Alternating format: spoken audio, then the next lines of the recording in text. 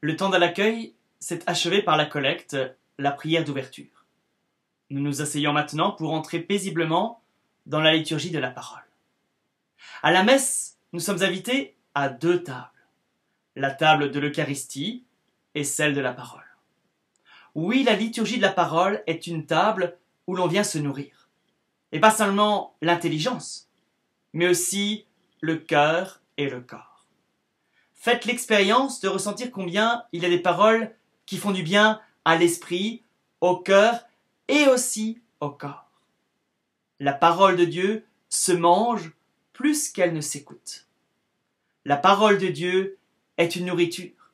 Elle est un « je t'aime » qui comble, un « je t'aime » qui rassasie.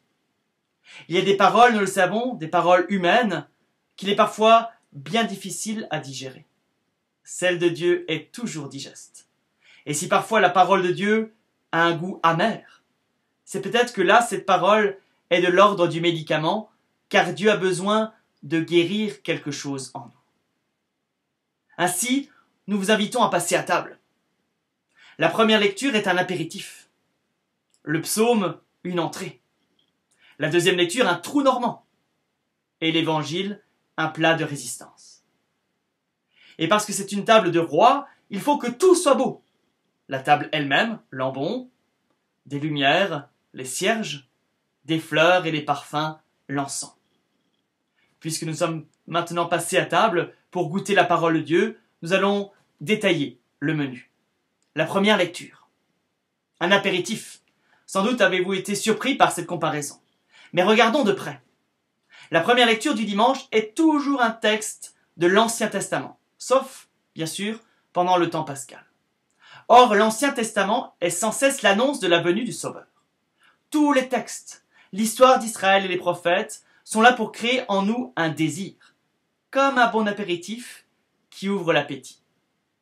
Quand on écoute, quand on goûte attentivement l'Ancien Testament, on est mis en attente de la suite. C'est d'ailleurs une belle façon de vérifier l'état de notre foi. Si la lecture de l'Ancien Testament provoque en nous une impatience, si elle nous donne envie de savoir la suite, c'est qu'effectivement nos cœurs sont habités par le désir de connaître Jésus. Pendant le temps pascal, qui est entièrement considéré comme le jour de Pâques, on ne lit pas l'Ancien Testament. Car dans sa résurrection, Jésus a révélé qu'il est l'accomplissement de toutes les promesses de la première alliance. Alors on lit les Actes des Apôtres pour découvrir comment la vie de Jésus ressuscité se manifeste dans son Église à travers ses disciples. Le psaume maintenant. Dans le menu, le psaume prend la place de l'entrée.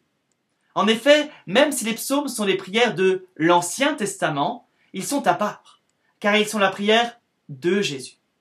Jésus, tout au long de sa vie, a prié les psaumes et en a réalisé les paroles. Dans la liturgie, on parle de psaume responsorial, car il répond à la première lecture.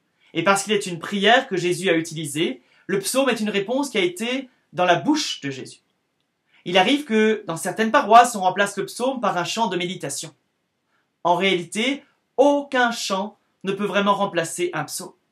Car quand j'entends, quand je médite et quand je mange un psaume, j'entends, je médite et je mange la même chose que Jésus. C'est déjà une communion. D'ailleurs, les psaumes sont la prière quotidienne des moines et des prêtres.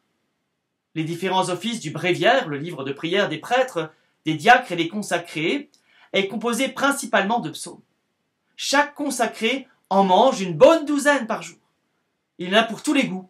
Des psaumes de joie ou de colère, des psaumes de merci ou de demande, des psaumes de désespoir ou de pardon, d'espérance ou d'amour. Ils sont tous très nourrissants. Invitez-les quotidiennement à votre table, vous ne serez pas déçus. La deuxième lecture. Alors que la première lecture de l'Ancien Testament nous a ouvert l'appétit en créant en nous le désir du salut, le psaume a commencé à nourrir notre espérance. La deuxième lecture, pratiquement toujours un extrait d'une lettre de saint Paul, vient nous éclairer ce qu'est la vie de celui qui goûte le Christ. Dans leur immense majorité, ces textes expliquent toujours ce que produit la grâce de Dieu dans la vie de l'homme. Ces textes sont très souvent des exhortations à se laisser conduire par l'Esprit de Jésus.